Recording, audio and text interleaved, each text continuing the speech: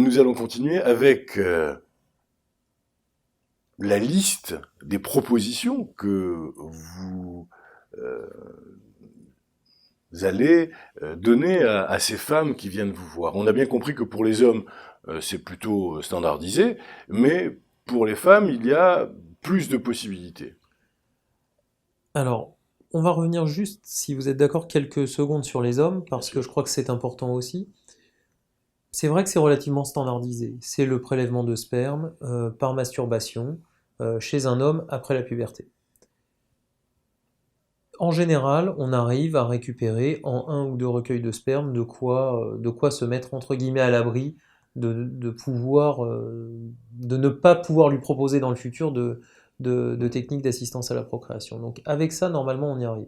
Ceci étant, on a quand même un certain nombre de patients qui, du fait de la maladie, du fait de la fatigue, ne peuvent pas faire ce recueil, ou ont un recueil avec un sperme qui est déjà altéré, soit parce qu'il l'était Antérieurement. antérieurement, soit parce que la maladie a déjà impacté sur le fonctionnement des testicules, qui fait que ces hommes-là auront un sperme très dégradé, voire pas du tout de spermatozoïdes. Donc on peut même dans l'urgence aller proposer à ces hommes des prélèvements chirurgicaux de spermatozoïdes dans l'urgence pour pallier au déficit de recueil de spermatozoïdes via la masturbation. Et le deuxième point pour la préservation de la fertilité masculine, c'est les enfants, et c'est tout ce qui se passe avant la puberté. Il y a des énormes travaux qui sont en train d'être faits pour essayer de permettre à des enfants avant la puberté de pouvoir bénéficier de recueils chirurgicaux de tissus testiculaires. Donc c'est du tissu testiculaire qui ne contient pas de spermatozoïdes puisqu'ils ne sont pas pubères, mais en revanche qui permettra dans le futur de pouvoir, à partir des cellules souches, produire des spermatozoïdes matures aptes à féconder un ovule.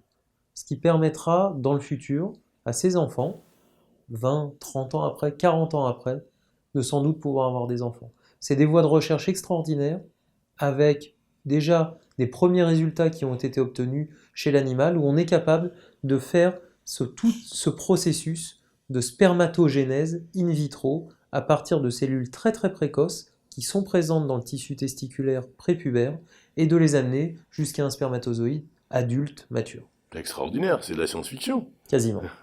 Extraordinaire. Quelle est l'étape d'avancement de ces travaux? Vous nous avez dit qu'il est Alors important. ces avancées, elles sont permanentes et elles sont assez spectaculaires. Euh, il y a le pendant chez la femme aussi qui est beaucoup plus compliqué, mais chez l'homme, on a quand même bon espoir d'ici 5 ans de maîtriser la technique. Alors bien sûr, on n'aura pas nécessairement le recul sur les enfants issus de ce qu'on fera, mais en tout cas, pour des enfants qui auront congelé à l'âge de 4-5 ans, ils ont 30 ou 40 ans devant eux, donc on saura faire, à n'en pas douter. Extraordinaire.